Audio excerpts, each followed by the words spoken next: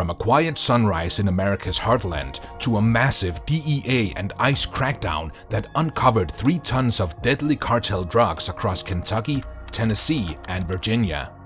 800 pounds of meth and more than 200 suspects off the streets after a 3-state investigation into international drug trafficking. DEA special agents work closely with law enforcement in Tennessee, Kentucky, and West Virginia. It was exactly 5 a.m. when the quiet morning suddenly broke apart. In just a few seconds, peaceful towns across Kentucky, Tennessee, and West Virginia transformed into a full-scale operations zone. What looked like normal neighborhoods were suddenly surrounded by armored vehicles, tactical teams, and flashing lights. The DEA led the front charge, but they weren't alone. ICE Homeland Security agents locked down roads and escape routes, while FBI strike teams ran point on the most dangerous targets. Every agency moved together like a machine built for one purpose: to take down a powerful foreign cartel that had quietly rooted itself deep inside American communities. Investigations began earlier this year, and in addition to taking drugs off the streets, officials say since January they've arrested 235 people and seized more than $800,000. From above, thermal drones painted heat signatures over homes, barns, storage units, and old warehouses. This wasn't guesswork. This was the start of Operation Iron Veil, a mission planned for months, maybe even years. At the command center in Louisville, giant screens lit up like a battlefield map. Every dot represented a cartel-controlled location, every dot a target they'd waited a long time to hit. Engines roared to life, steel rams smashed into doors, flashbangs went off, lighting the sky for a moment before the darkness swallowed it again. Agents moved fast, shouting commands through narrow streets. More doors broken open, more suspects fell to the ground. The peaceful Appalachian dawn had turned into a storm of boots, steel, and shockwaves. By sunrise, the first results were already staggering. 51 suspects arrested, taken straight from cartel safehouses, stash spots, and drug labs. 3 tons of meth, cocaine, and fentanyl were recovered. Row after row of evidence lined up behind the agents. Blue fentanyl pills, wrapped bricks of cocaine, meth in industrial bags, fake pharmaceutical labels, cash stacked in bundles, guns, over 100 of them, some modified for full automatic fire. But this was only the first layer of the story. Because behind all of this, behind the drugs and the cash and the guns, stood one name whispered across the command center: Rafael El Sombra Ortega. Most cartel leaders show off. El Sombra disappeared. He operated like a shadow, no photos, no tracks, nothing permanent. But his poison reached everywhere. From Mexico's violent heartlands straight into America's quiet valleys, his trafficking routes hid behind legit-looking trucking companies. His warehouses posed as farm supply shops, equipment repair buildings, or storage units. And for years, he pumped poison into the country without most people even knowing his name. As the morning went on, more raids hit Tennessee. Rooms filled with chemicals, fake businesses hiding giant meth labs, a trucking depot that looked normal from the outside but held trailers full of blue fentanyl pills. Everywhere the agents went, they found the same thing: a well-built, well-hidden empire. But something was off. A few houses were strangely empty. Some suspects slipped away just minutes before the breach team arrived. Inside a mobile command van, Special Agent Reeves stared at encrypted cartel messages the cyber team intercepted. Something didn't make sense. Dealers were sending cartel messages to numbers that weren't supposed to exist. Unlisted numbers, private police numbers. And just like that, the whole operation shifted.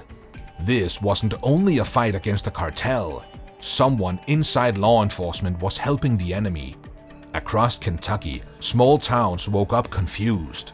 Sirens filled the roads that people drove every day. Helicopters hovered over fields. People gathered in diners, gas stations, and parking lots, trying to understand what had happened. Overdose deaths had tripled in the past 2 years. Families had buried loved ones. Children had lost parents.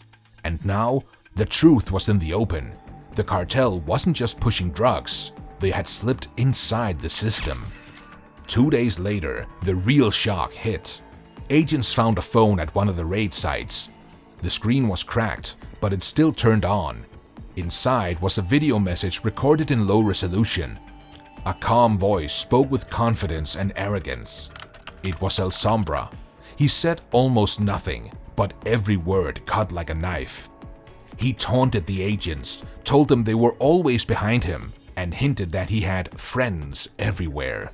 Then came the next file. A list of names. Not cartel members, not drug dealers. These were cops, detectives, deputies, officers who worked in Kentucky, Tennessee, and West Virginia. And beside their names were financial records. Wire transfers from Mexico, shell company deposits, fake bonuses disguised as overtime payments. Proof. Real proof. El Sombra hadn't broken into America. He had bought pieces of it. The scandal exploded nationwide. Governors demanded answers. Senators held meetings. The headlines were non-stop. Suddenly, it wasn't just a drug crisis. It was corruption inside the badge itself. That's when Washington moved fast and launched a new force, Project Sentinel. Before dawn on day 3, unmarked vans rolled up to police stations across 3 states. Officers walked out in handcuffs as their co-workers looked on in shock. From here, it only got bigger. Lawmakers created a new policy, the Integrity Shield Act, a law with one message: corruption inside law enforcement will be hunted, exposed, and removed. Meanwhile, back on the front lines, the DEA wasn't done. The next phase began quietly. No press, no noise, no leaks. It was called Phase 2, Stormfire. And it hit the cartel even harder than the first wave. Helicopter teams swooped, Black Ops convoys moved through the dark, and when the command came, everything erupted at once. Warehouses exploded in bursts of orange light. Armored trucks crashed through steel gates. Hazmat teams stormed meth labs disguised as detergent factories. ICE units raided an underground tunnel system hidden under a trucking depot. They found trailers packed with blue fentanyl pills, each one stamped with fake pharmacy logos. One container alone held enough poison to kill half the state. In West Virginia, an FBI team cornered Manuel Cano, El Sombra's right-hand man. A short burst of gunfire echoed through an old coal mine. When the dust settled, Cano lay dead beside crates of cash and encrypted transmitters. But even in his death, he left one last blow. His phone held fresh proof that police dispatch codes were still being leaked minutes before raids.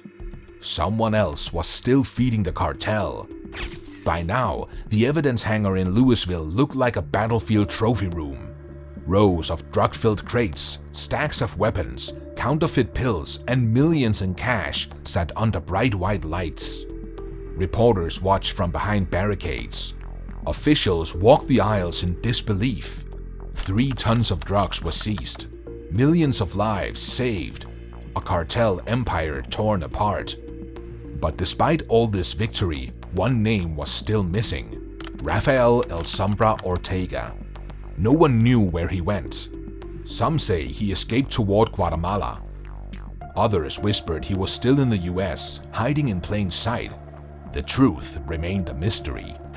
And just when things seemed to settle, satellite surveillance over the Gulf of Mexico picked up something new. Cargo holds rebuilt for speed. Intelligence suggested these ships were not carrying drugs this time. They were carrying weapons. And the intercepted codename confirmed it: Operation Crimson Tide. El Sombra wasn't done. He was planning revenge. And one thing was clear: the DEA, ICE, FBI, and every federal unit weren't stepping back. They were moving again. Because when cartels evolve, America evolves too. Thanks for watching this mission report. Stay tuned for the next chapter when the battle shifts offshore, because this war is far from over.